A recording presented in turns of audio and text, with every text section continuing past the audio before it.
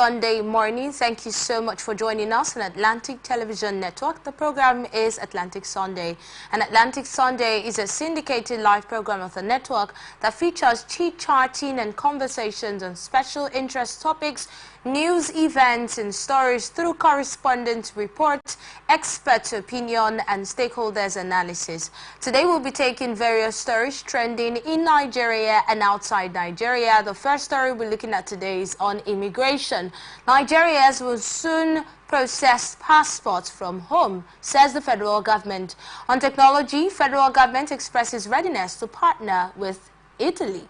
And on hardship, NYSC urges patience over delayed 70,000 naira allowance. On gas, Nigeria may face supply shortfall in 6 years, says NUPRC. On education, NLC urges the federal government to ensure policy consistency. On religion, reactions trail pastor's apology on tithing. And on Czech Republic, 5 kids in hospital over social media challenge. We'll take another story from the United States. FBI seeks EFCC's help in arresting suspects. We'll go on a short time out, and after that, I'll let you know who my guests are. My name is Enidoye Jackson. Please stay with us.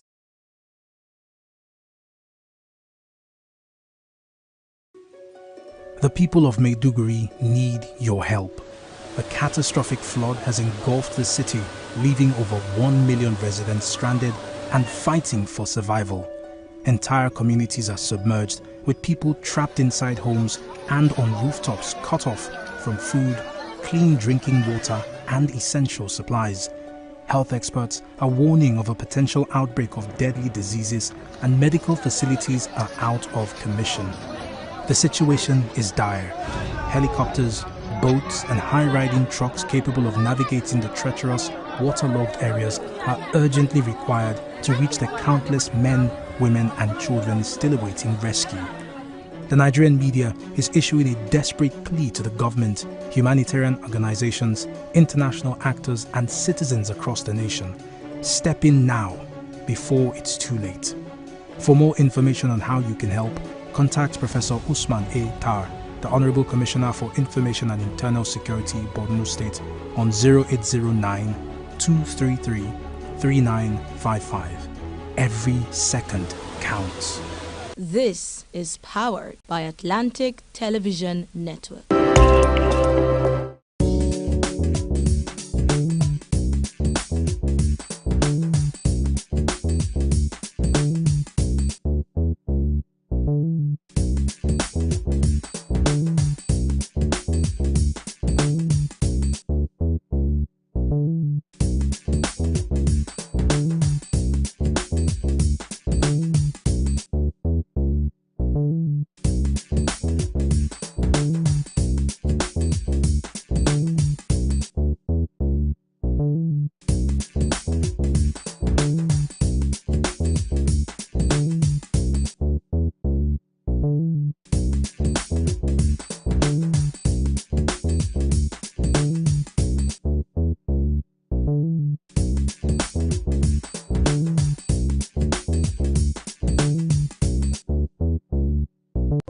From the lines across the ocean to the land beyond the mountains, through the Sahara, we bring all the sport news, live analysis, expert discussions on trending stories in politics, business, socio-economic, sports, and documentaries. So catch all the updates on the happenings around the globe. Stay focused on the fact today. Only on ATN.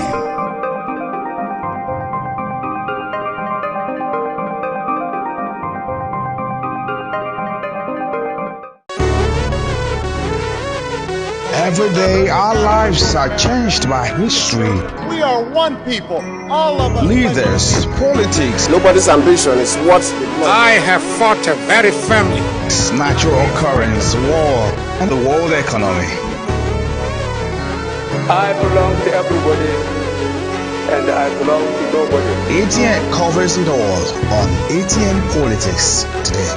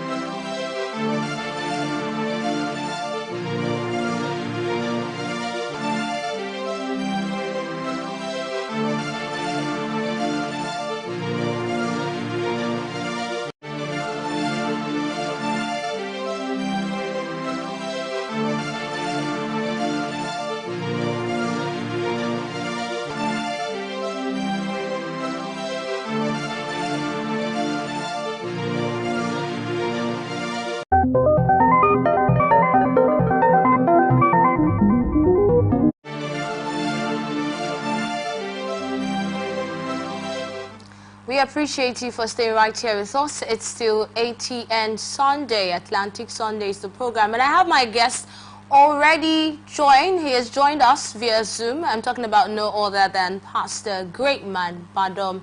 He is a public affairs analyst, amongst many other things. Good morning to you, Pastor Greatman. Good morning. Good to be here again. All right, thank you so much for joining us. We appreciate you. All right, Pastor Greatman, let's move to our very first story. We have reports that Nigerians will soon be able to process and receive their passports from the comfort of their homes. According to the Minister of Interior, Dr. Olubunmi Tunji-Ojo, this new contactless system will be available to Nigerians from the age of 18 and above for passport renewals, while new applicants will still need to appear for biometric registration. Now, Tunji-Ojo has announced the plan at the Stakeholders Forum in Abuja, explaining that the initiative aims to reduce passport application burdens and prevent exploitation by middlemen. The passport production will also be centralized in Nigeria from April next year. How do you see this story? I know that you have a thing or two with immigration, that's people who are traveling out and people who are traveling in, right, Pastor Greatman?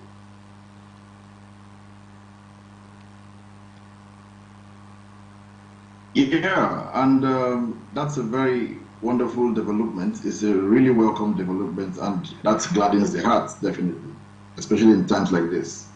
Okay, what are some of the challenges that this is going to be solving now?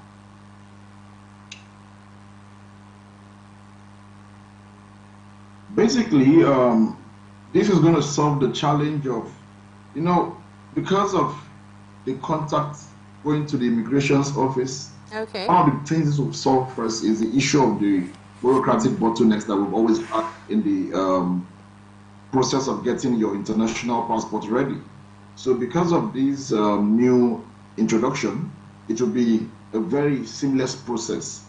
I do hope that it will not be one of those promises that we get from the government and it doesn't get to full execution. I know that so many wonderful ideas like this come up, and most times it dies a natural death. But this one, if it doesn't die a natural death, will really solve a lot of problems. And one of the major problems, like I said, it will be solving is the problem of bureaucratic bottlenecks. We will not be having these bottlenecks anymore about going to do this or do that or meet this or meet that person before you get your passport. And from the newsread, I see that this is practically for those people who already have existing passports and would like to renew their passports.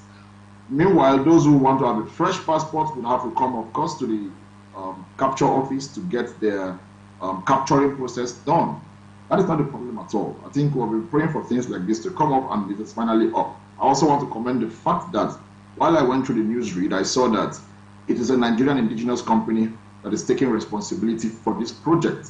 So they are developing an app, or they have developed an app that is going to cater for all the hassles of the passport process. So with this, I see not just a huge investment and improvement in the immigration processes, I also see a huge investment in our local content as well. So for me, this is very, very commendable.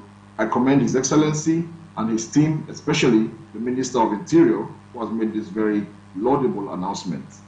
All right, thank you for mentioning the bottlenecks, because I was going to ask you what bottlenecks you were making reference to, because you kept mentioning bottlenecks and bottlenecks. But since you have said meeting people, what could be the problem with meeting these officials who are in charge of actually getting your passports registered and all of that?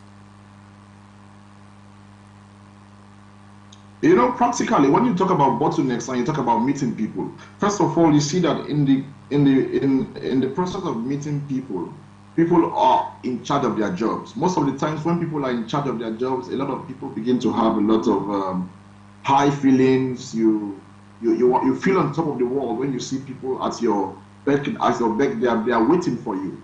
It's so frustrating, I can tell you. Most of the times we go through these processes and then you see a lot of people waiting in the queue. You see people with children, you see pregnant women, you see all manner of people. The elderly people are waiting. and sometimes no sort of preference is given to them.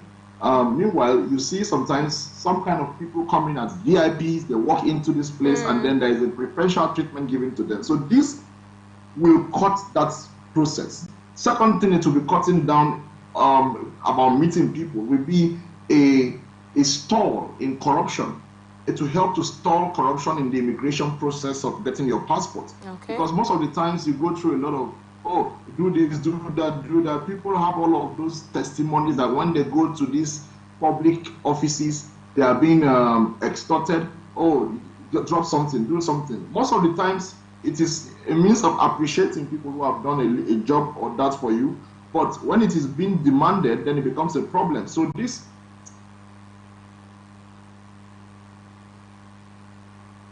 seamless virtual process will be stalled in the long run, and as well giving people the comfort they need. When you go to many of these public offices, they don't treat you with respect. They don't treat you as a Nigerian citizen. But once a VIP comes in, everybody's at the VIP's beck and call, which is totally wrong for me. I do not appreciate that, because I feel every Nigerian should be given a fair treatment. Every Nigerian should be given some sort of comfort when they come into a public office. But when you get down there, you see people talking back at people in derogatory forms and manners that are not welcoming. So this will do a lot for the Nigerian populace, especially those who are involved in traveling. Often, I think this is rest of mind. This is peace of mind for us. Wow, okay, thank you for that. But how viable do you think this particular, should I say, policy or innovation will be? Like I said, I think first point of contact is that it is indigenous. Okay. It is indigenous, and that solves a lot of problems for me. You know, when something is indigenous, most times we always take our problems. You know, it's very amazing when all the time we run around and say we went to meet a Chinese company, we went to meet an Indian company, we went to meet this foreign nation, the company from this country that is handling an indigenous problem. I quite appreciate that. I'm not against these companies. Of course, we have businesses that runs with many different nationals, and of course, we're in business with them. But how do you solve an indigenous Nigerian problem by contacting a foreigner? It is quite pathetic. So right now, we have a situation that is involving an indigenous company. The indigenous company is right here with us. They know the pains of the Nigerian people. The indigenous company probably has one or two persons who has been involved in the passport processes and knows the bottlenecks that they have to face getting their passports, going for a new passport or going for a renewal. So at the end of the day, this indigenous company has a huge responsibility of putting the immediate needs of the Nigerian people, not an assumed need. We are not having an assumption. The indigenous company would be able to put the immediate needs of Nigerians, seeing that the indigenous company is domiciled in Nigeria and has the populace or its staff strength based in Nigeria. So they know what the Nigerian people are suffering. You know, I attended a program some days ago, and I had we had a speaker from the US, and somebody asked a question, considering the hardship in Nigeria and this and this and that, how do I do this and do this? I love the answer the man gave him. It was very, very, very professional. He said, I am not a Nigerian, I do not live in Nigeria, and I may not be able to come to terms with the level of hardship we are talking about. But nonetheless, I would prefer this suggestion to you. So when you bring a foreigner, he doesn't know, he doesn't align with the pains of Nigerians. He's not going to be as empathic as possible because he is not going to be able to wear the shoes of a common Nigerian.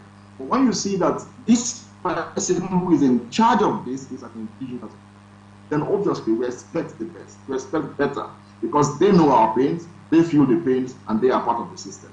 So I think it is viable. I just hope that this process is not stalled somewhere along the line. I just hope that the usual powers that be and all of that does not come to obstruct the smooth flow of this intervention. For me, this is a very viable and laudable intervention. All right, thank you. Thank you so much, Pastor Badom. Let's take a few seconds off, just a very short break, and when we return, we should have our second guest joining us. Please stay with us, Pastor Badom. Don't go anywhere.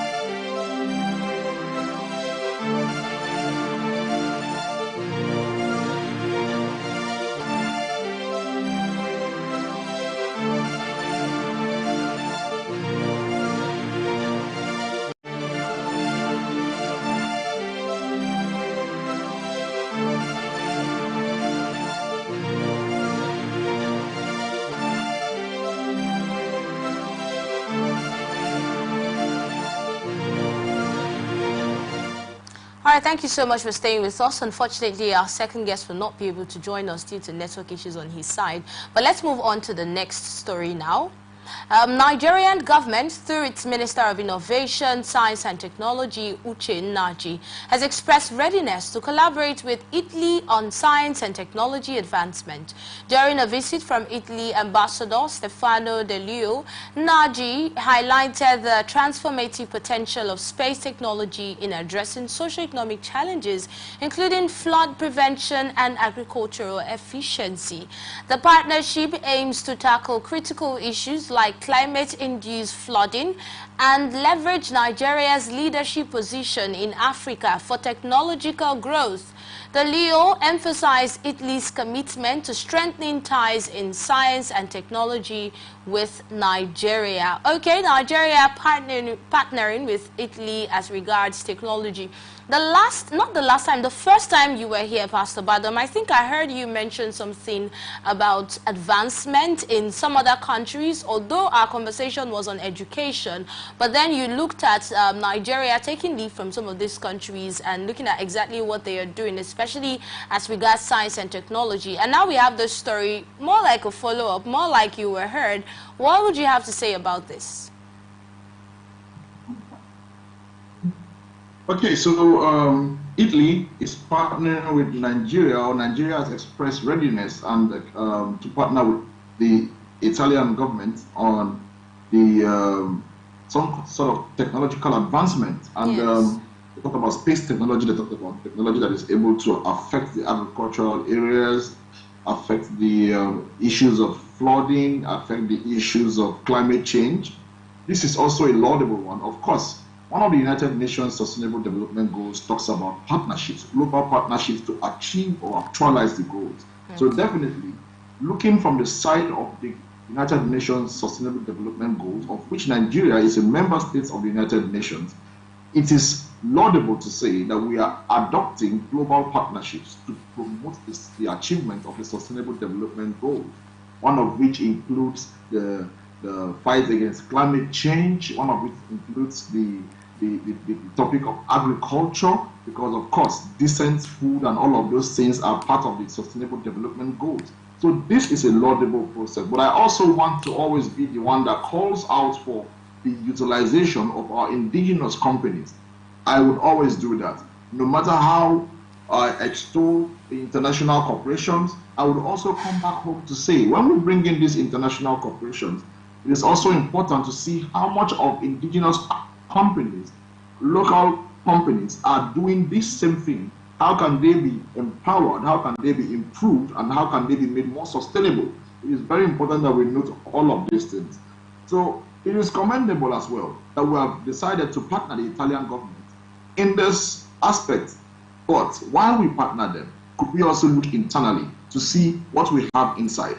While they bring what they have on board, because of course it is going to be the Italian counterparts coming in to discuss, the Nigerian counterparts coming in to discuss. When we have the Nigerian counterparts coming in to discuss, it shouldn't become a discussion of experts in a field against politicians from Nigeria. It should be a discussion of experts in the field who are expatriates and experts in the same field who are indigenous professionals in that same field. So at the end of the day, we will have a robust conversation that will end up giving us a robust charter, a robust pathway to go about this laudable partnership. So for me, it's laudable. I think the news we have looked at so far from the beginning of this conversation today, I have given a very positive nod to say these are laudable prospects. Okay, so what does that tell you about where we're going, Nigeria now, since we're not talking about negative reports, and these are things that you have commended? Yeah, it is good. It is good. When we see what is good, we commend it. When we see what is not good, we also speak against it to ensure that the government understands that we are particular about the well-being of Nigeria. We're not talking about personal gains or whatever. Now they are doing something that makes sense. We commend them. When they do what doesn't make sense, we the government cannot always be right. So that's why there's always a place for appraisal. The people will always be there to, it's democracy, will appraise the government and tell them this is what the government is doing, it's correct. If you go on this path, it's good for us. Notwithstanding, we still have some practical issues on ground that needs to also be tackled. But for the sake of the topics we have on display today, we are going to channel our discussion towards those topics. But if you want to talk about what the government is doing, it's laudable, we have been lauding them all through this program, then of course, very correct, but there are also some very important issues. When you talk about human existence, you have primary, you have secondary, and you have the tertiary needs of a man. So definitely, even if you are doing laudable things in the tertiary need of a man, when the primary and secondary needs have not been taken care of, the man will also grumble and complain, notwithstanding. But then, when we talk about technology, what other sector or aspect are you expecting the federal government to take a look at as regards partnering or advancement? I think one of the areas, some of the areas we're looking at, basically, we need the government to declare a state of emergency in several areas. Declare a state of emergency in the area of security. Declare a state of emergency in the area of transportation, road infrastructure. Declare a state of emergency in the area of education. Declare a state of emergency in the area of corruption. Declare a state of emergency on corruption. Let it be clear. Let it be clear that this government will not tolerate corruption, and as such will not be part of any corrupt practices or processes. Declare a state of emergency. This government needs a lot of investment in basic areas and basic needs of this country that, if it is treated rightly, definitely will get positive results. And of course, declare a state of emergency in the area of Nigerian local content. Let us develop what we have. We have a lot of resources right here. One time I was listening to the African Union, when they were having the presidents of the various African countries come together to deliberate, to discuss their problems. One of the presidents made a very remarkable speech. He said, why is it that when we have issues, we run to the United States to come and discuss our issues? Our problems are in Africa. Sit down in Africa, come together, collaborate within the African client, and see how we can get things done. But all the time we run to the diaspora to go and discuss our issues, which we do not come back with any positive result at the end of the day. Because you go look at how much is even spent on transporting leaders and their whole entourage from this country to the other country to attend the summit, that at the end of the day they come back and we do not utilize it.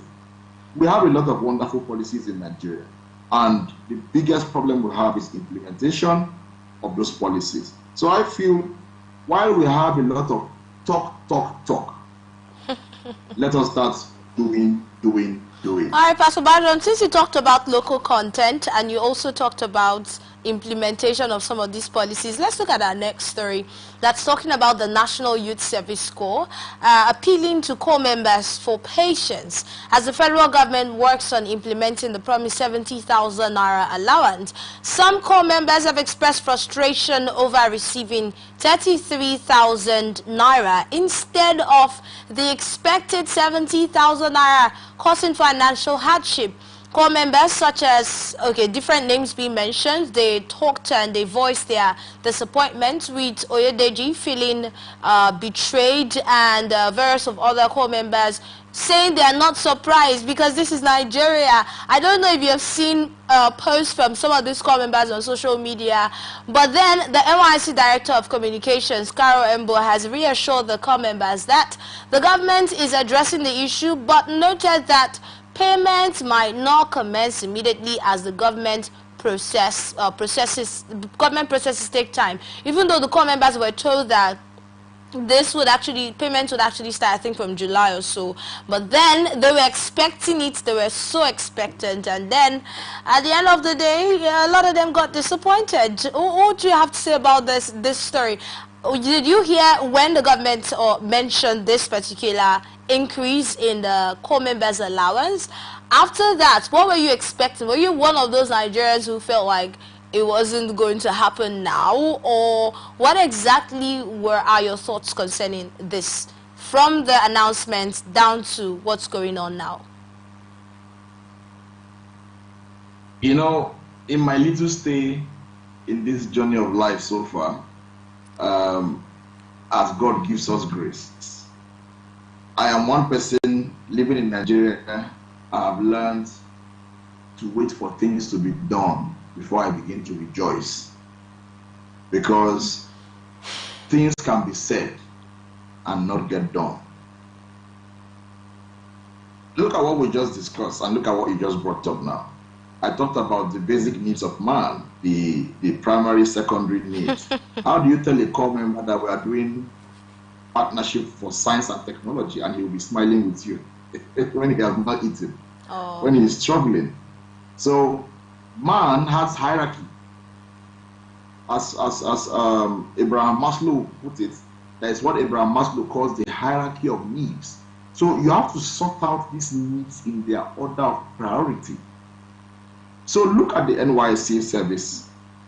Young people from this country are particular and enthusiastic about serving their nation, and they come out to serve their nation, and then you promise them an increment in the allowance due to the increment in the minimum wage.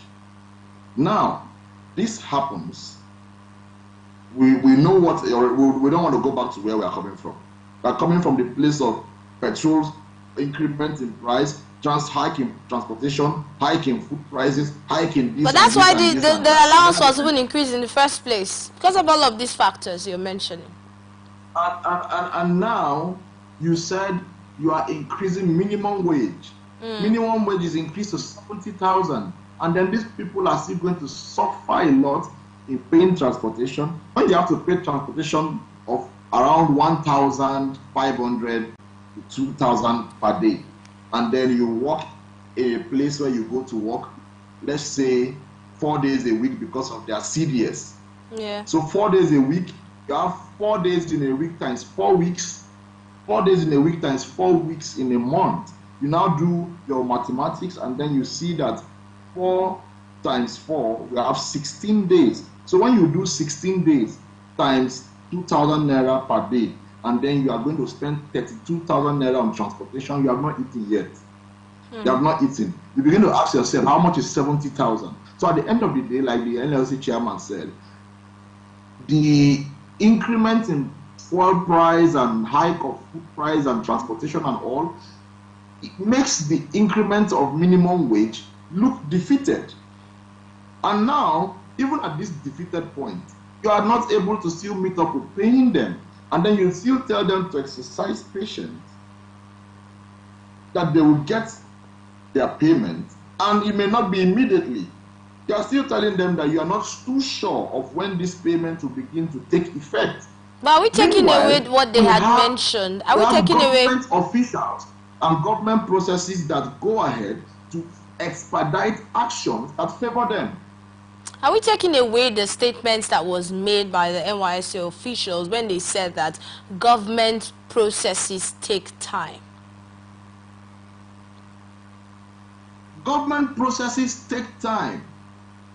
Government processes take time. But when you want to expedite an action that will favor a particular sector, it doesn't take time. Look at, I was asking myself some days ago. I was asking a lawyer friend.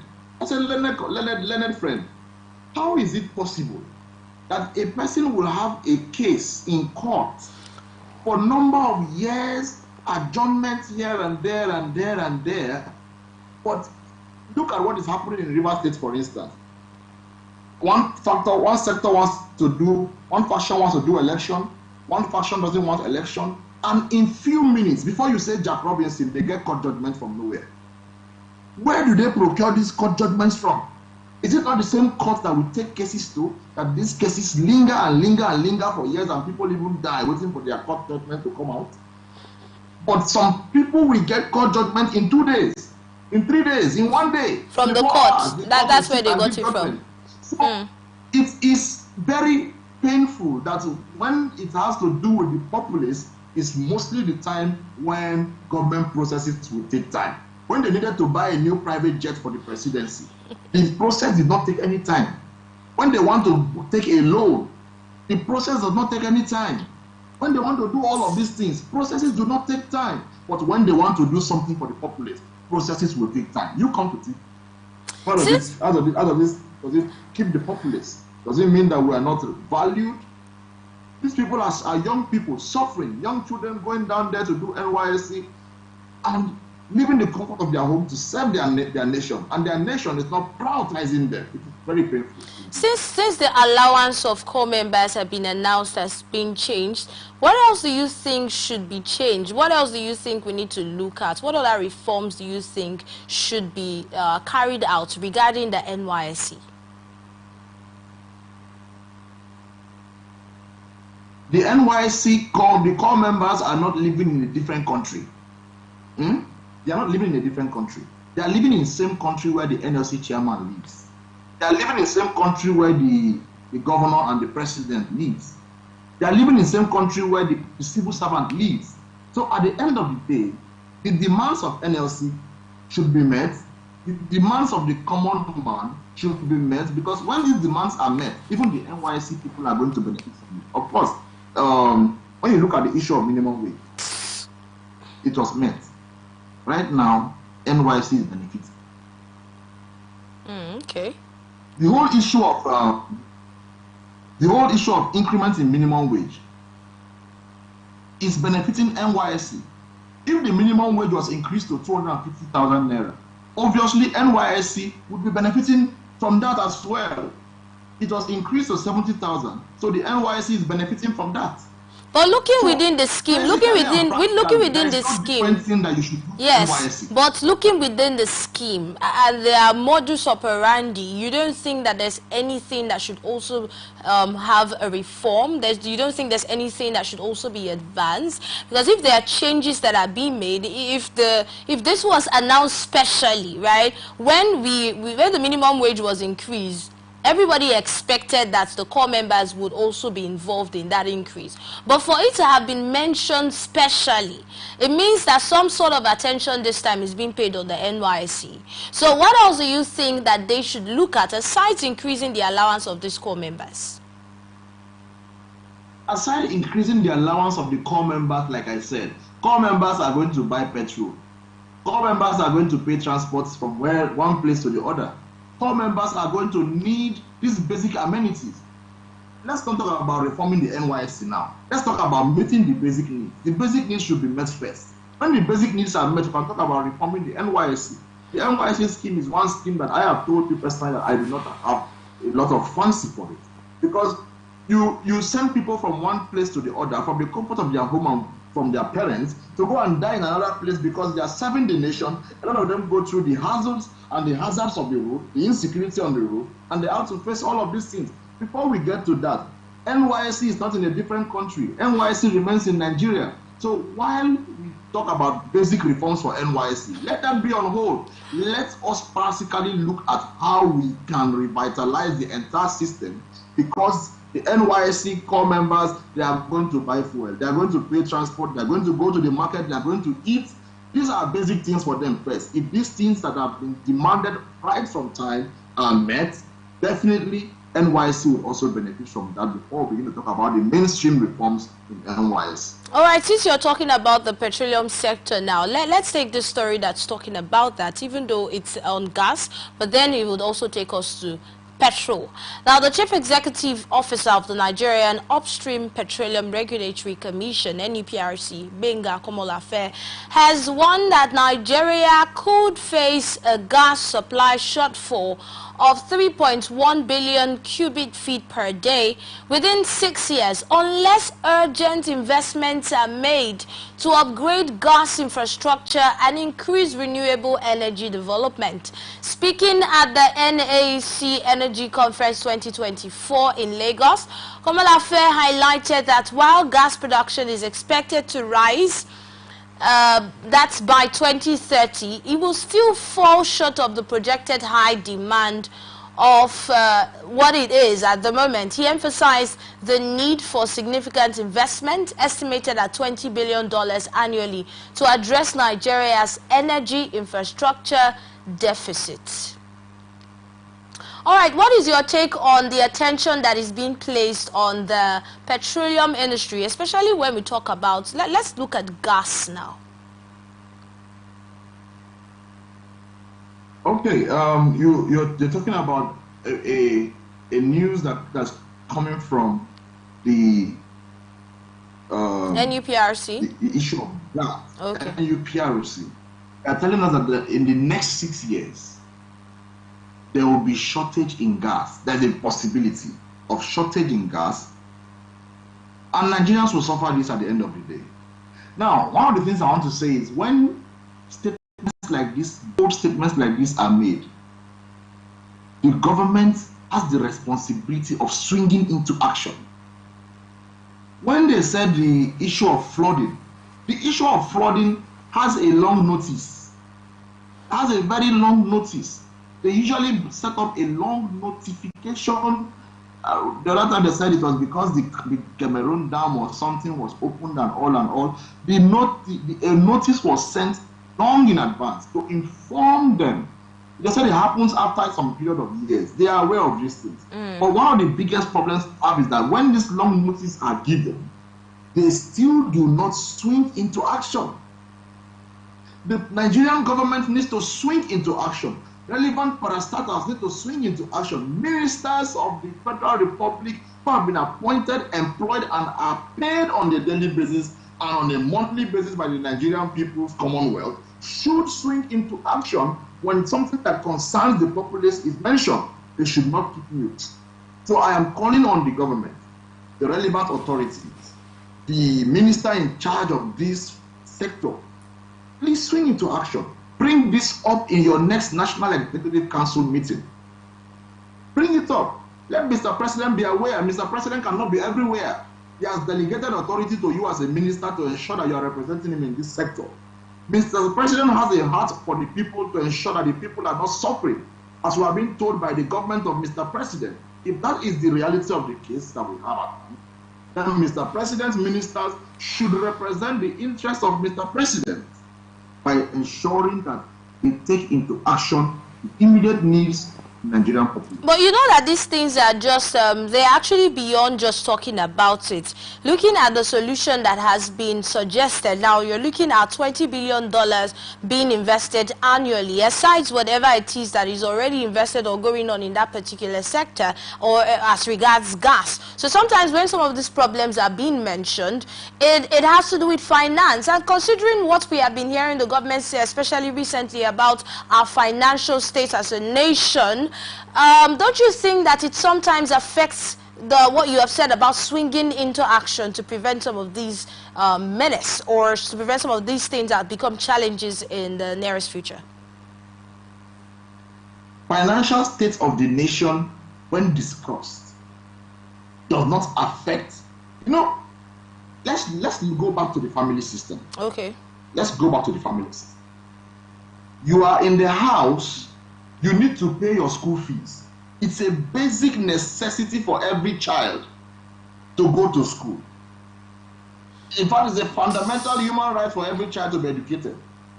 You have children in the house. They have not paid their school fees. They have not gone to school for the past 1 year. They are struggling. But every 3 months, you buy a brand new car as the father of the house. Meanwhile, you are complaining of money for not sending your children to school. Your children are starving. But every 3 months, you buy a brand new car. You have not cut down on your expenses as a father. You are not cutting down on your expenses as a father or as a parent. You don't cut down on that expense. You still maintain the same robust and bogus lifestyle you have been living. Then you come back to your children and tell them that you do not have money to pay their fees. How do you think the children will feel? The government does not cut down on expenses. The government does not cut down on the cost of governance. The government does not cut down on the offices that they have enacted that are mostly doing nothing, replication of offices here and there. The government does not cut down on processes that has to do with taking of all these loans and this and that.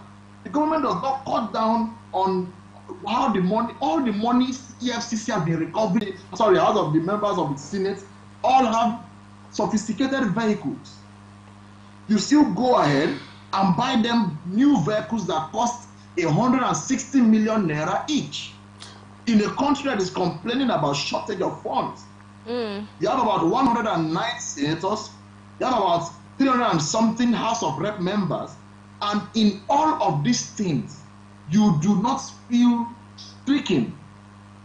But when then, it comes to the people, talking about the people, yes, talking about the people and the interest of the people that you have mentioned, ever since the increase in the price of fuel, even before then, Nigerians have been clamoring for the reduction. Before the recent increase, we have been having consistent increase from what it used to be. One will look back and find out that we used to buy fuel, yes, less than 100 naira per litre compared to what it currently is at the moment. Looking back at the October 1 protests, the fearless protests, looking back at the End Bad Governance protests and all of these talks that have been on, and then the steps that have been taken after that, would you say that in any way the government is actually doing what they have said about, you know, during the 1st of October, the president said that he has heard the cries of the people and he has heard the complaints of the people and they're looking into it.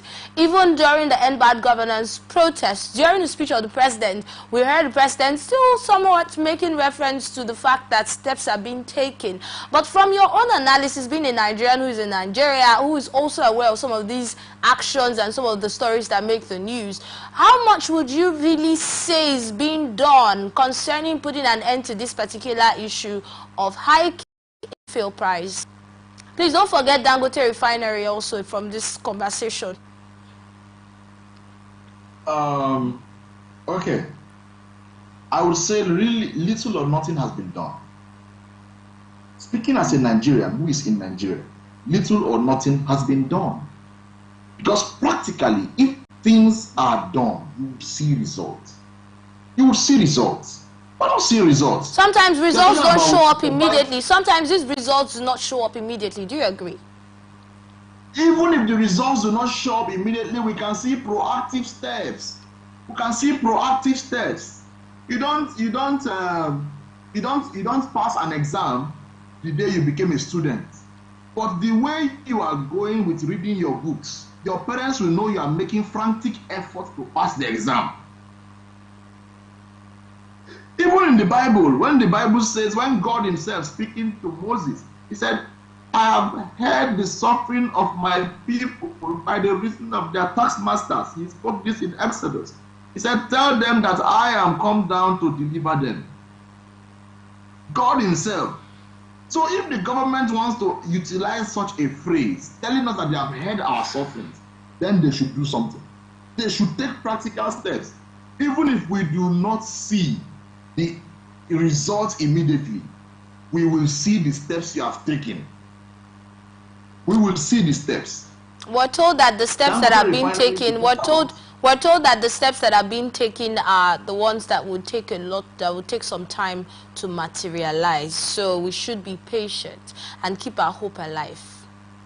Do you know, it is, you know, the truth, what I've found is that Nigerians do not say the truth to themselves. Especially those people who are sitting in the high places. Let the truth be the truth. Let the truth be the truth. But we don't value the truth. We love to lie. What is not the truth here? Politicians want to... Look at what I said earlier with the family analysis. I said something earlier with the family analysis. If your father cannot pay your fees, and your father is telling you, I am working out something to make sure you have a lifetime seamless process in education. But while your father is telling you that, you cannot see any frantic effort.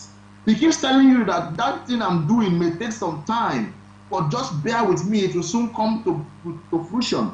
Meanwhile, your father is changing cars on a daily basis. Meanwhile, your father is traveling around the world on a daily basis, paying first-class tickets to travel. In fact, your father bought a new private jet and you've not gone to school. And Does that automatically result? Does that automatically result to nothing being done? Education is secure and seamless. Okay. Then, how do you feel as a child? If your father is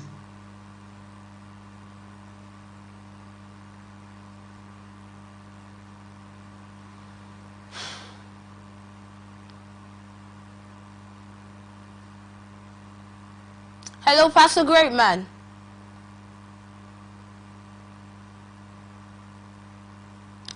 All right, at this point, it seems like the network is being a bit shaky from that side. We'll have to find out what's going on, but we can no longer hear Pastor Greatman. But he's talking a lot about I think some Nigerians at this point will feel like he's speaking their minds, because these are some of the comments that we see, especially when we go online or when we listen to programs where people get to call in and air their views concerning what is going on. Even though we have been told to be patient concerning some of the steps and policies that are being carried out and the effects it has on Nigerians currently, we're still craving and clamoring for the immediate changes. You know, when you talk about patience and then after a while we'll see the positive result of these policies, Nigerians usually ask questions like, when these policies were carried out, for us to see the negative result, we didn't have to be patient, we didn't have to wait. This happened almost immediately. In fact, during the president's speech after he actually came up, we heard reports about fuel price hike that same day. There was an increase in fuel price that same day. I remember a guest who said he stepped out to buy fuel that same day, and then he found out that there was already an increase in fuel price. But we'll try to bring, we are trying to bring Pastor Greatman back to get to find out what he has to say, especially on this next story that's also talking about the Nigeria Labour Congress, and still around the minimum wage was mentioned in this particular story. And when I saw that, I was wondering the relationship. I had to check the date in which this actually happened. I realized that it was a story that actually was released today. All right, talking about the NLC urging the federal government to be consistent in their policies. But this is taking us down to education now, because there's so much that really needs to be done regarding education. And anyone who would talk about education now, today, would definitely make reference to the in-season ASU strike, the in-season 2009 agreement. A lot of people never knew about that, now know about it, because ASU has been reiterating, can we just implement the 2009 agreement? Can you keep to your end while we keep to our end, our own part of the bargain? But that's why it's called an agreement, and that's why a lot of Nigerians are against the federal government not their own side of the bargain, as alleged by the NLC. And the lecturers now coming out to say these are the issues that we are going through. Look at some of the cases that are on, down to the change of curriculum, down to how the advancement even in technology, down to the classrooms being touched and all of that they expect to happen. We're trying to bring Pastor Greatman Badom back to the conversation. Let's take a very short time out, and we'll be back to talk about this story of Nigeria Labour Congress and what the president of the NLC has said. Please stay right here with us, don't go anywhere.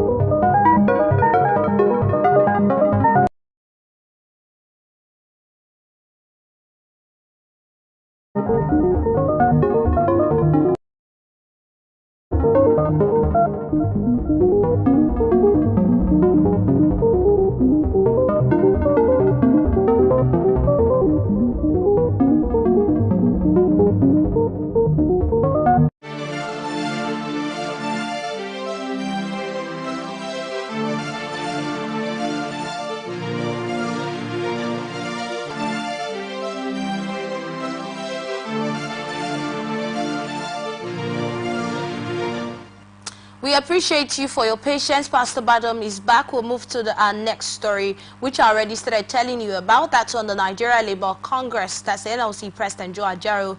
He has criticized the federal government for policy inconsistency, which he says has led to the HND-BSc dichotomy challenge. Speaking at the 2024 International Teachers' Day event in Abuja, Ajaero has emphasized the need for stable education policies, and he highlighted the importance of technical education, advocating for the retention of the HND qualification. He also urged the Ministry of Education to improve budgeting, enhance facilities, and ensure job security for educators, while calling for a wage increase for civil servants. I hope you got that part of calling for a wage increase for civil servants again. That statement is coming from Joe Ajaero, automatically coming from the NLC. Well, Pastor Badom, let's get your thoughts on the whole HND-BSc issue and challenge that has been on. The talks have been on concerning that for some time now.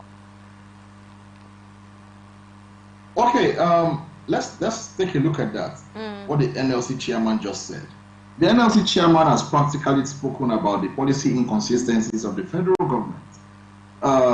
Education is paramount, like I told you. Education is one of our basic needs that must be met, because it is for us that believe in the sustainable development goals, the goal upon which every other SDG can be met.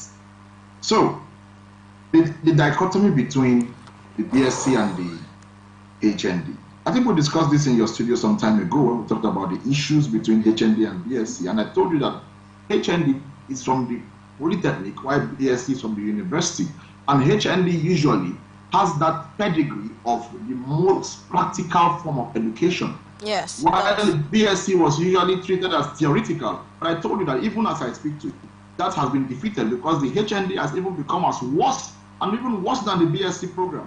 Now, the HND was more technical, BSc was more theoretical. So why do we have these policy inconsistencies? I told you the other day. Before you move to the policy inconsistencies, you made a statement about the HND being worse than the BSc. I'd like you to clarify that statement. If we cannot vouch for the fact that the HND program still remains and maintains its pedigree of a practical educational system, then it is defeated. When you go into the educational system, go and look at those people who are in the polytechnics. Okay. Go and interview them. Go and speak to them. Go and see what is going on there. A lot has been done. A lot of damage has been done. It is more like a theoretical education.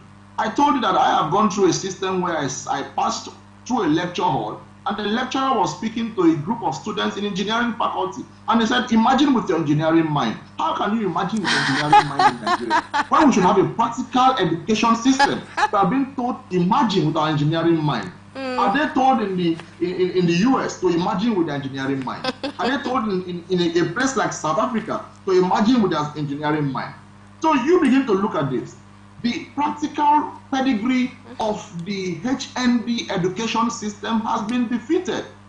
We must call it spade a spade. It is more theoretical than BSc. BSc now, you go to the classroom settings and it is crazy what you find there. So let's not even talk about that, because a lot of money goes into the education. This is not just a problem of the federal government. Oh, the really? educational system is also as corrupt as the government itself. Yes, the educational system. Do you know how much goes into funding of tertiary institutions? But we're told not enough. Goes down into funding. You were saying something? Yes, we are told it's not enough. You know, after I've been complaining about funding, they have said that the funds are not enough. It's not enough. Can we begin to see measures of discipline in the education system? Measures of discipline where VCs are going to be penalized and arrested and prosecuted for mismanagement of funds? Can these measures come up? Because the educational system generates a lot of revenue. A lot of revenue. A lot of revenue is generated. School fees are paid from the educational system. All of these things are done in the educational system. There is a lot of revenue generation on. But they're not entirely in charge, are they? They're not entirely in charge of the revenues that are being generated. They are not entirely in charge. I agree with you. But when somebody generates a lot of funding, the goose that lays the golden egg should be given some level of preference and reverence. So if the educational system is generating so much revenue in this government system, then they should stand a very strong ground to demand for what should be given to them. When these things are given to them, who checks them? Who checks? Who checks? I've never heard in the history of my life that a university VC was called to book to come and give account for how expenditures were made. I've never heard it. Never heard it in my life. So these things should be done. You don't just blame the government. There are people in charge of these parastatals. The president is not the one in charge of the university system. He's not the one, he's not the minister for education. He's not the VC of the university. He's not the one in NUC. There are people in these parastatals. Every blame does not go to the presidency or the government, the governors or the executive arm of government. What about these parastatals? What about these people who have been put in there to represent the interests of the nation and the people as well? They are not doing the job right.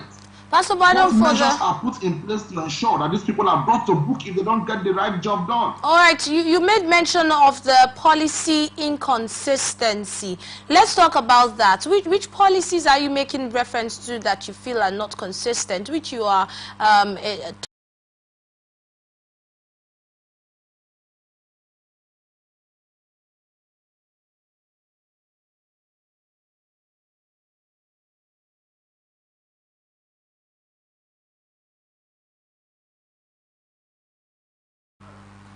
All right, Pastor Biden, I'm talking about the HND and BSc challenge. I don't know if you have heard of anybody who tried to probably apply. Sometimes when you try to apply for jobs with either the HND or the BSc, you have some companies, should I call it discrimination now? Some companies saying, oh, we don't take certificates from, we don't take BSc certificates, it has to be HND, or we don't take university certificate, has to be polytechnic, or vice versa. Sometimes this is usually the case. And then the talks about JAMB, you know, and the polytechnics recently, there have been this challenge and there have been this conversation, and it has been a problem with some people, because I remember back then, some people started asking questions like, does it mean that we probably shouldn't have gone to the university? Does it mean we should have just rather gone to polytechnics, because now we're out, and then some people are refusing to accept our certificate in the same Nigeria that we are in? So I'd like to get your thoughts on this particular issue that is on. Practically, we need to understand what we said earlier. You know, the first thing I told you when I began speaking, I told you the last time we were in your studio, we talked about the issues of JAMB and NYC delaying the mobilization of those with HND. And now we have so many people complaining about the discrimination of the HND certification. When they go to apply for jobs, they don't get the necessary attention they should get, because some people feel that the HND is quite inferior. Why? Why is that thought there? Why? Why do people even think that?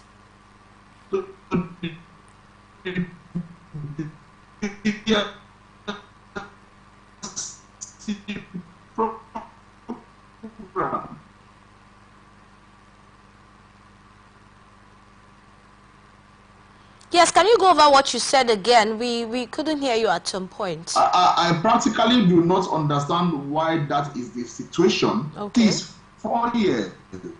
Yes. In most of the cases, BSc is 4 years, HND is 4 years. So at the end of the day, why the discrimination? This process, when original IB considered a more tedious program because of the practical nature. But at the end of the day, someone comes out of the university, another person comes out from the polytechnic, and one is being discriminated, one is being extolled above the other. That is not necessary. I think at a particular time, there was an executive order that was passed on this particular situation, that the HND and the BSc are same. But a lot of Nigerians have still not accepted that. Even though we're supposed to have the HND having a lot of practical, so it still baffles my imagination why anybody would want to, discriminate and say, okay, this is HND and this is the BSc, let's focus on this and leave the other one. These things are long existing problems that have been there. First of all, I think we have to go to the issue of perception. People's perception about the HND has been it is a lower program. It is a lower program. People's perception about the HND has been so funny when you come to look at it. They don't look at those who even have HND as though they went to school in some cases. Some people have that very myopic idea about the HND program. So these problems have been there. And I think that brings us to what I talked about the last time when I came to your studio. I talked about policy implementation. Policy implementation. If there is a bureau for jobs in the country, whenever I apply for a job, I see the requirements of these jobs.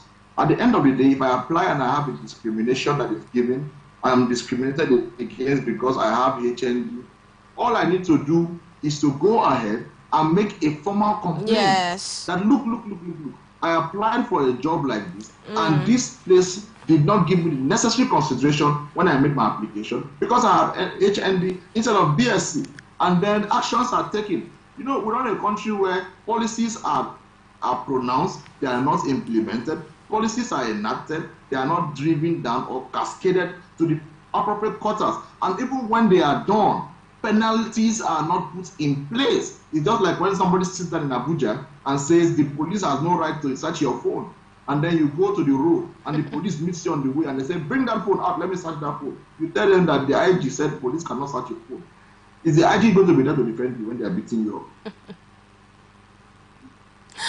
All right, so when we make policy, let us implement them. Okay. When we cascade these policies down to the appropriate quarters, let us also bring up penalties that anybody that is not compliant with these policies will have to face these penalties. And when those things are done, we will have a seamless process for me, because I feel that's how you have to run when you have to deal with humans. You have to ensure that while you make policies, you also let them know that there is a room for penalties if these policies are flaunted. All right, quickly, let's look at this next story now. Talking about the apology of the popular, should we call him Daddy Gio now, because that's what we usually call him, people call him. Reactions continue to pour in following Pastor Enoch Adeboye's apology for a past statement on tithing during the RCCG Youth Convention. Adeboye admitted he was wrong for saying those who don't pay tithe won't make it to heaven, clarifying that this is not biblical. Popular OAP Daddy Freeze commended Adeboye for his courage, saying, "I appreciate you, Daddy, for acknowledging the mistake." And Daddy Freeze also apologized for his earlier harsh criticism. And then we had Very Dark Man, the social media activist. He added that religion has blinded many Africans from recognizing the truth. Also, we have the prominent preacher, evangelist Mike Bamiloye. Today, this is actually one of the stories that are making the trend today, saying that it takes humility for a man like Pastor Adeboye to apologize. You are a pastor. I really would like to get your thoughts on this one. I remember that when this statement was made, reports say it's about 7 years ago. Well, Daddy Freeze actually, they had this freeze. He came out and he made a lot of statements about that. He's acknowledging now that his statements were even harsh. All right, let's get your thoughts, your reaction to this story. Practically, like you have noted, I'm a pastor, and I would answer this question quite technically.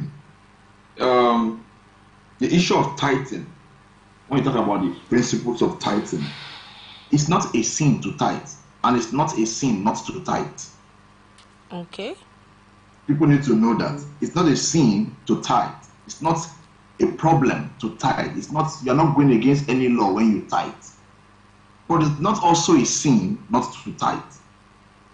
For me, I am of the opinion that tithing must be done out of the standpoint of love for the work of God upon the earth, not out of a place of compulsion, like what the revered father had said earlier, that if you do not tithe, you are going to hell. But now, the man of God, our father, our leader, one of the religious leaders in this country, who has given years of his life to the dedication and service of the work of God, has come out to say, I said something so many years ago, and I consider it incorrect and inconsistent with the scriptures. That is not a problem. We move on. The man has said, I said something wrong, and now I have corrected what I said. He said that is good. People commending him as humility for taking back his action and his statements. It is very proper. It is very humble. It's a humble disposition for a man of that level and stature to come out to apologize for what he had said earlier. So, Pastor Adeboye coming out on national and international media to say, while he was talking to the young people in one of the youth conventions, to say that what I said some years ago about tithing was wrong, it is a laudable process. That makes us see that our leaders actually are making progress. Of course, because if you do not have humility, I tell you the truth, it's very impossible for even elders to say I'm sorry to a young person when they offend them. How much more coming to apologize to the whole world.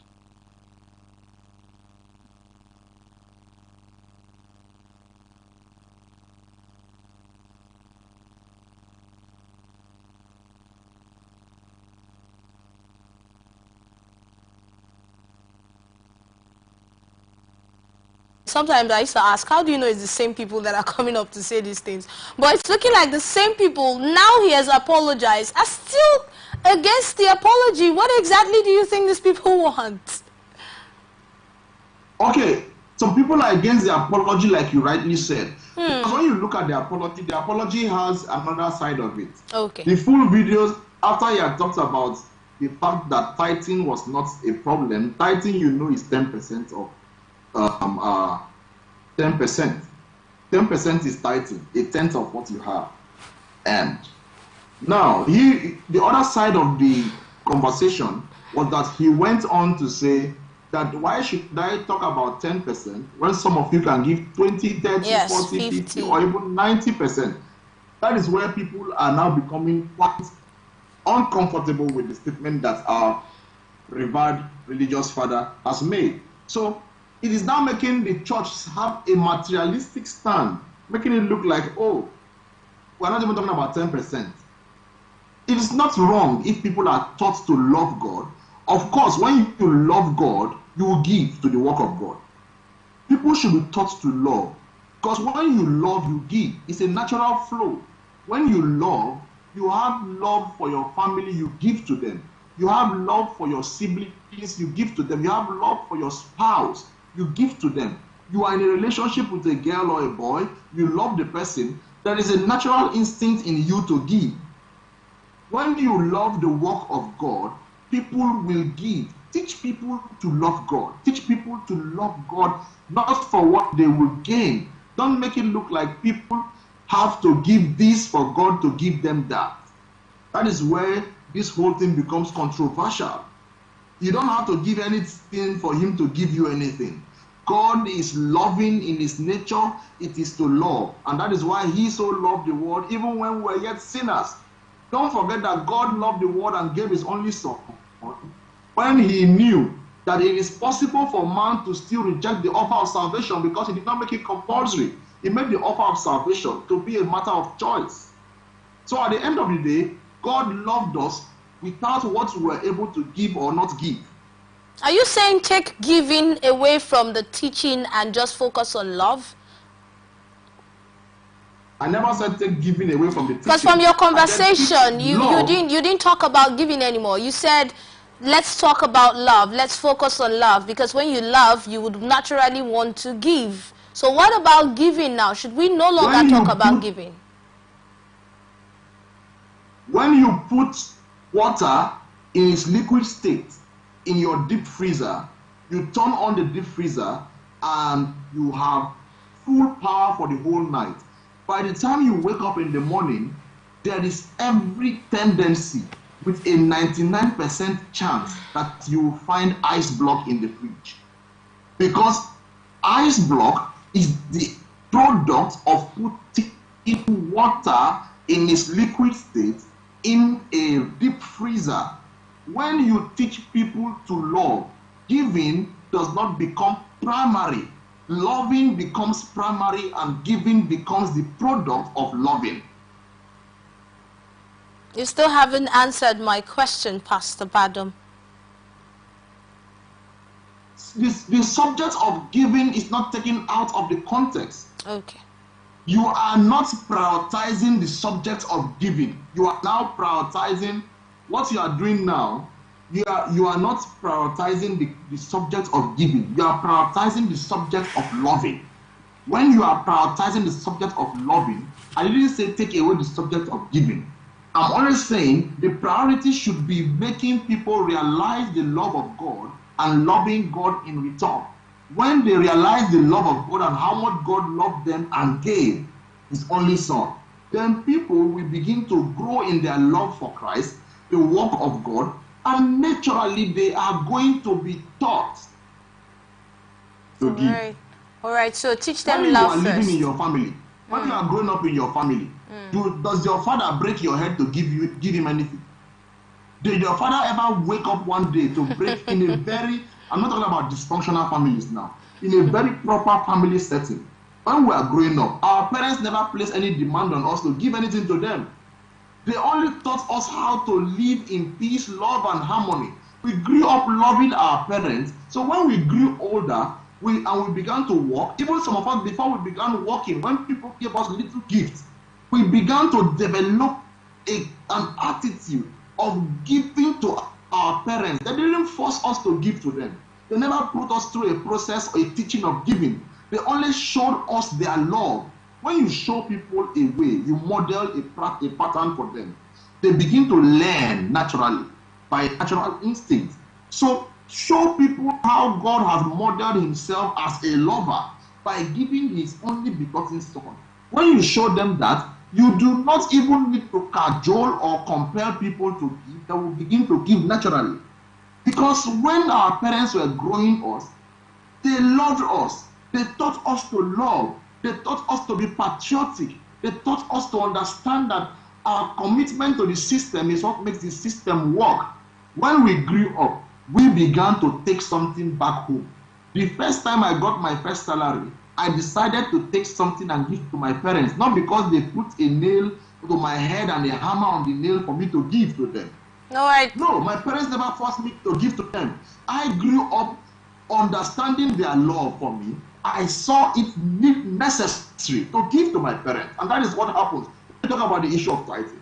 People should be taught to love God. When they love God, they will naturally give. All right. That remains my standpoint. You know, some people have been saying that religion is a big problem in Nigeria. In fact, some people have concluded that religion is one of the big problems that we have in Africa. All right? Looking at the statement of Very Dark Man reacting to this particular story where the pastor apologized concerning his statement on tithing, I would like to get your thoughts on that popular statement. It's very popular on social media. Oh, religion is, this is one of the reasons we are where we are in Nigeria because of religion. What would you have to say about that? Religion could be considered a problem by some sectors. But religion is not the problem of Nigeria. It's not the only problem we have in Nigeria. If you consider it a problem, it's not the only problem we have in Nigeria. As a matter of fact, religion has been able to keep a lot of people, save a lot of people, taught them how to pray, taught them how to love, taught them how to live a good family life. So you cannot entirely say religion has been a problem. No. What I can say is that I will not be joining works with anybody who comes up to social media to say all sorts of things about religion and all whatnot. That's not my point of view. For me, I do feel that there are other problems of Nigeria and Africa as a whole. and we should tackle those problems. But the issue of religion has been quite a misconception has come to the topic of religion. Because many people have taken it to the extreme. I will tell people, and I always will maintain that point. Anything you cannot see through the lens of Christ is wrong. Anything that Jesus did not propagate or promote is wrong. The entire Bible has Jesus as the central theme of the Bible. And anything that Jesus does not propagate is wrong. Anything you cannot filter through the eyes of the New Testament is wrong. That is for Christians now. At the end of the day, sorry? That is for Christians now. That is for Christians. Yes. For Christians. On the other side, I wish to let our religious leaders know, for both Christians and Muslims. I said something the last time I was in the studio. I said the place of the church and the mosque holds a significant point in the mind of people who are members or citizens of a particular country.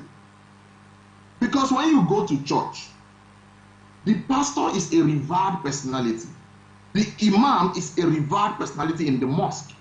At the end of the day, people tend to go back home hook, line, and sinker with what the pastors and the imams will say. That is why it is very important that these figureheads must be very intentional in developing themselves, in imbibing global perspectives, in imbibing the truth, so that when they speak to these populace that are under their leadership, they are able to influence them properly, not influencing them in a wrong way. Because many people in Africa, they are held bound by the power of religion. So when a man who is a religious leader speaks, everybody runs with it. Because it is, should I use the word assumed, that every religious leader hears from God and speaking the mind of God. That is why leaders in the religious sector owe a responsibility of sincerity and propagating the truth and nothing but the truth. Because when you propagate what is not correct and the people go by that flow, let me tell you what happens. It begins to backfire. They say, after all, it was pastor who said it. It was imam who said it. It was the chief imam that said this thing. Now we did it. This is where we found ourselves. So religious leaders must be very careful. All right, thank you so much, Pastor Badon. Let us go to the next story. It's talking about a situation in Czech Republic where 5 kids... Okay, the Prague hospital is currently treating 5 children who accidentally swallowed magnets after attempting a piercing challenge they found on TikTok. The children used fair-shaped magnets at the tip of their tongues to mimic piercings, which led to the accidental ingestion. According to the Prague Motor Hospital, 1 patient was able to excrete the magnets naturally, but the other children remain hospitalized, with 2 facing acute surgeries. The hospital warned that swallowing multiple magnets or combining them with metal objects poses serious threat or health risk, as the magnets could connect inside the body, potentially damaging the stomach and intestines or causing perforation and inflammation. Pastor Badon, you just talked about the leaders, certain examples, because when a leader talks or when a leader carries out an action, a lot of people would want to follow. That's influence. And now when we look at social media in a very huge way is influencing our society, or has already influenced our society. Now looking at this TikTok challenge that is going on and the result of it, this is the report that we have. We don't know how many more damages might have come on some people or children children, yes, I wouldn't say children who are underage, children, right, who are carrying out this challenge. I would like to get your overall thought on this story. Social media is good. Social media is beneficial. It helps us to reach out to people. It helps us to grow our businesses. It helps us to reach out with the gospel to different nationalities. But at the same time, social media is bad. So you must also know that what is good is also bad. What has advantages also has disadvantages. And when these things are propagated to the extremes, we begin to have such disadvantages. Parental guidance come to play. A lot of parents have failed. A lot of parents have failed from the beginning. While it is beautiful to give your children gadgets from these early ages, it is also detrimental, because at the end of the day, you do not apply parental guidance. You do not know what they are going through, seeing, or exposed to in the social space. And that is why you see they have to mimic some celebrities, some of these games, some of these social media challenges. There was a social media challenge where people were drinking palm oil, pouring palm oil on their body, doing some funny nonsense and here and there. And it was a big trend. It was a big trend. So while social media can be very good, social media can also be very bad and very poisonous to the human system.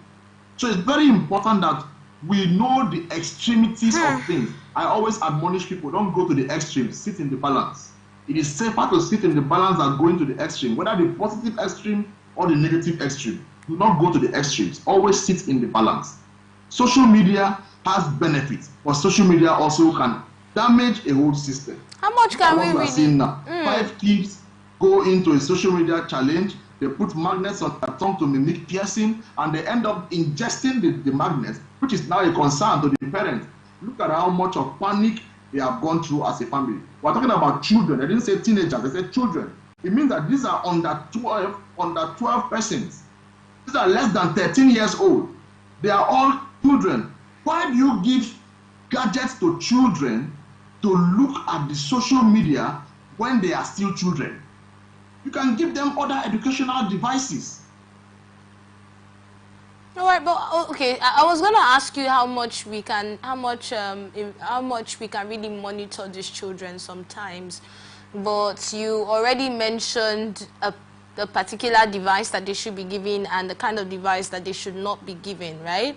But then, how do we ensure, aside children who are underage, we have young people who are also being influenced negatively from the happenings on social media? How do we really balance this? You talked about sitting on the balance. How do we really balance this, especially when you have these young adults as your children?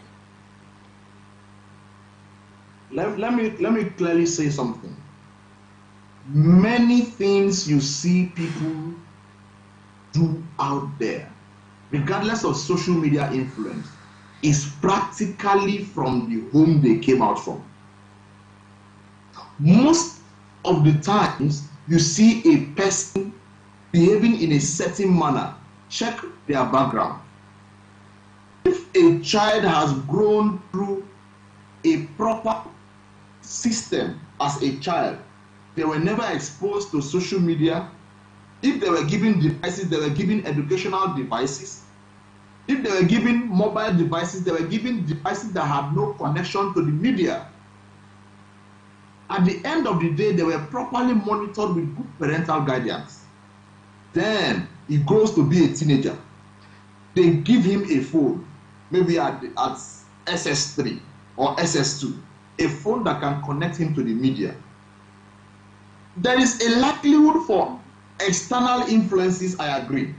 But when a child has been put through a regimented or a proper childhood stage to teenage stage, agree with me that at least 50% of them will go through a proper youthful stage, because it is difficult to unlearn what you have carried on as a principle all through your life and your formative years. Notwithstanding, there is also the possibility of another 50%, I'm giving that wide gap now, being knocked off by the wrong influence of social media. Yes, of course, when we talk about the positive impact of social media, we're looking at jobs being created for a lot of young people. We're looking at monies being made from social media. We're looking at information being spread. There are some of the ills in the society that we probably didn't know about before the advent of social media. But because of social media, we can now know when someone is ill-treated somewhere. We can now have someone quickly report what's going on with them. And it has helped investigations in a very, very in a very big way. Talking about investigation now, let's look at the story talking about the Federal Bureau of Investigation, that's the FBI.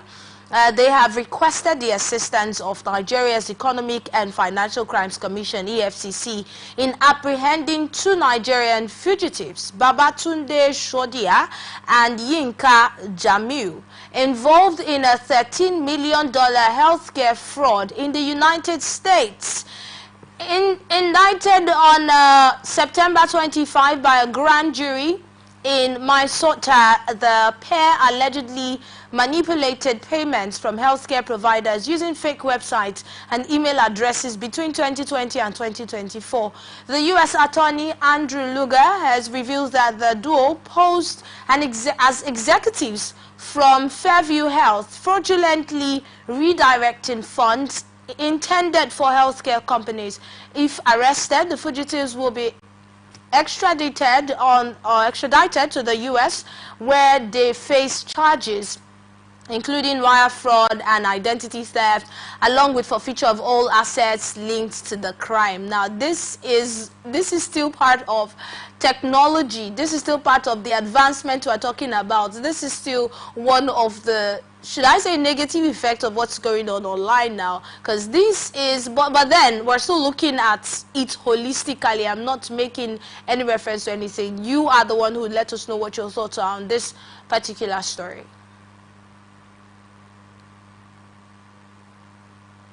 Yeah, you see that, like we said earlier, social media is good and it's also bad. It means that social media can also be used to propagate social vices. And that is one of what we've just seen now, where you see the FBI calling the EFCC to collaborate with them on bringing to book some persons who have collaborated in defrauding their system of $13 million healthcare fund.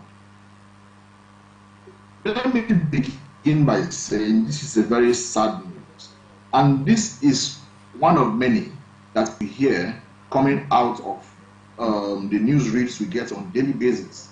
It is wrong because this tells negatively on the image of Nigeria. Most of the times when we have to travel, once you bring out your green passports, you are given a thorough look. Sometimes I get that thorough look and I'm uncomfortable. Somebody looks at me with extra eyes. They have to call the other person, call the other immigration. And why is that? Why is that? They look at your passport. Because you're Nigerian. The negative image of the news, the negative image of what is trending on the news about Nigeria and Nigerians. They see a lot of us as scammers, as fraudsters. And this public image must be redeemed. I think the government has a lot of orientation and reorientation to be done. And of course, the news houses also have there are biases everywhere. Let me tell you, there are biases in every country. But what we propagate out there, is important. What we put on the headlines are important. Because we are giving as much as we must be realistic, there must also be a part of the media that promotes the positive outlook of Nigeria. Because at the end of the day, we make up a perception of Nigeria where Nigerians are perceived to be scammers. So you think we don't have a part of the media, like you have said, that actually propagates the positive side of Nigeria? More should be done about that. Much more. There is never enough. It should be done more and more. There is never enough to be done. Let us keep doing more. Because, like I said, I didn't just call the media. I called government. I called the ambassadors, those in the diaspora, the ambassadors who represent the president in a particular country. Their responsibility is also to take this information Look at what I saw on news this morning. The governor of Rivers State speaking to the Inspector General of Police, telling him his opinion. And then I see a news headline this morning on Premium Times. I see another news. Without mentioning names, yes. On international media. Okay. I see a news taken to an international media, and the news on the face of the Inspector General of Police as though they're in a war, they're in a clash. Now, anybody who sees that goes home with the perception that Rivers State is war-torn. The media has so much power. Sometimes some media houses put up terrible headlines just to sell the news, to make sure that people open the news to read it. A man once spoke somewhere at a particular time, somebody I know, and he made a very clear statement. The media went to put a very huge headline to make people buy the news. And when the man was called, say, look at this on the news, your name has been put that you said this, you said that. The man, I never said anything like that. Wow. The media, as much as it is a business venture, should also be a tool to drive positive image of the nation here and out of the country. While that is being done, the government should ensure that they are doing their bit, especially the ambassadors in the various nations where our country is represented. They should take up the response. This is everybody's collective responsibility. Mr. President cannot take all the blame. Mr. President cannot take all the blame. There are people, there are agencies of government that have been set up, which we are paying every month. They should do their job, because the image of Nigeria is better. It is. I can tell you for free, it is better. It is better. And I can tell you, because when we have to travel, we know what we have to face. When my friends travel, I know what many of them have to face. You have to go through a rigorous immigration check. Because you're a Nigerian. But then, how about starting from our own ideology and the mindset that even we have about ourselves as a country?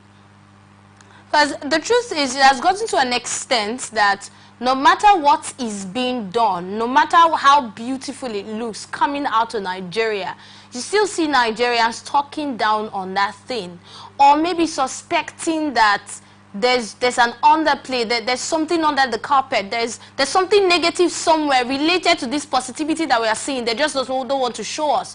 So how about starting with ourselves? How about starting with, having another, or maybe like an orientation on, changing our mindset about how we see ourselves as a country? That is, you have used my favorite word. I always talk about orientation, reorientation. That, for me, has been a primary situation. We need a proper orientation and reorientation. That is the responsibility of the National Orientation Agency. A lot of monies are put into these agencies to do their job, and they don't do their job. When these things are properly done, we will begin to reshape the image of Nigeria publicly.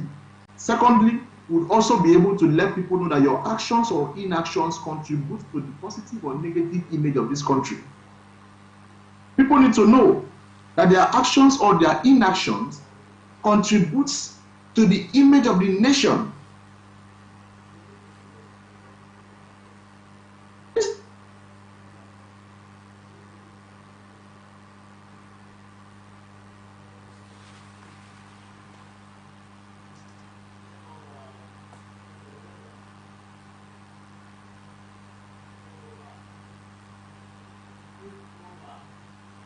All right, at this point, the network is funny again on the side of Pastor Badom, but he has talked so much about what is going on in Nigeria, and he has really dissected a lot of the stories that we have talked about today, his analysis, his thoughts, his opinion on them. And the last story we're looking at is the more like a connection with the previous story, talking about social media and what happened to those children who are currently in the hospital, down to the effect which we have this story that's on right now, talking about the FBI seeking EFCC's help in arresting suspects in Nigeria.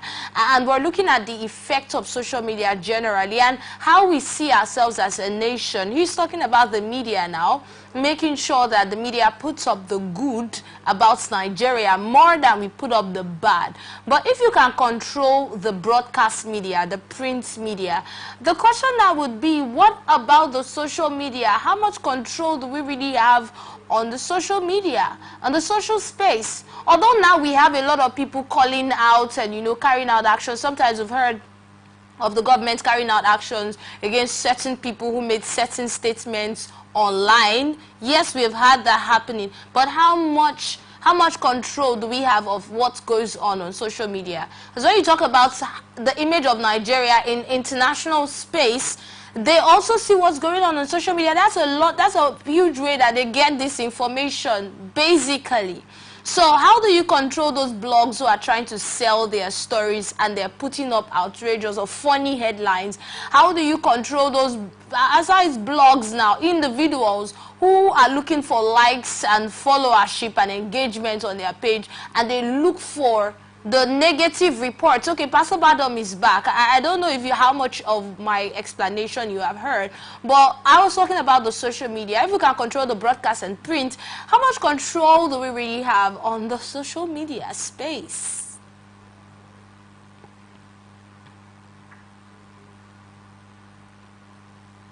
That is why I talked about, you know, one thing you must be careful about the use of the word control, because it may end up sounding as though you're from them. I don't know if you can get me. As though what? Am I clear and audible? Yeah, you are clear, yes, but we missed the word. Yes.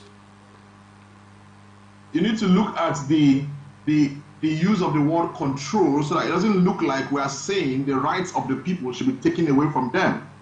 There's a right to information, but notwithstanding, information must be passed according to the right frame of information dissemination.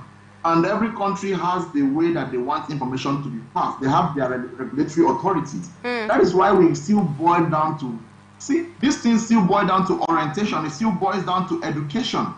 When a person is properly educated, they know that it is not just anything you do for the sake of popularity or for money. Okay. That's why we talk about from the beginning, our educational system should, in your studio, I said, look, what we should do is that we should ensure that our educational system has a proper restructuring, where from the formative years, people are taught proper communication skills. This will help us to have less dysfunctional communications, where people talk in a derogatory manner, they talk anyhow to people, the use of the right words. Our educational system should start up from the formative years, imbibing the issues of patriotism,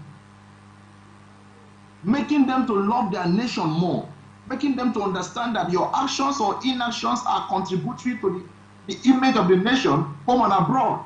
When a person who is well-schooled and well-trained, well-cultured, goes from this level of education to the other level of education and the other level of education, and eventually finds themselves on social media, for instance, they realize that we have the responsibility of promoting the image of our nation first before our personal gains.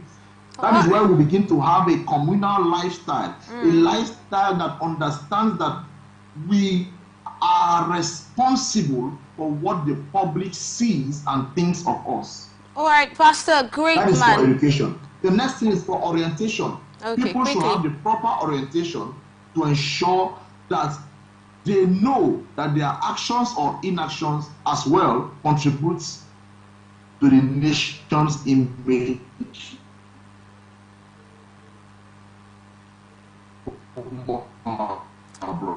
All right, thank you so much, Pastor Greatman Badam, for your thoughts on the show. We appreciate your time, 2 hours with us. Thank you once again. All right, that's the much we can take. Thank you so much. All right, thank you. You're welcome. That's the much we can take on the show today. That's the much our time will permit us to take. At this point, we have to wrap things up, and we must also appreciate you for being a part of this amazing conversation and talks about the way forward for our beloved country, Nigeria. Remember to stay connected with us on all of our ATN socials. On Facebook and YouTube, we have Atlantic Television Network. On Instagram and TikTok, we're looking at Atlantic TV Network 1. And on X at Atlantic TV Net. Watch us live on our website at www.atlanticnetwork.tv. Always remember that peace and unity are the pathways to progress. Thank you once again for watching. My name is Enidoye Jackson. Coming up next is Open Air. Please stay with us.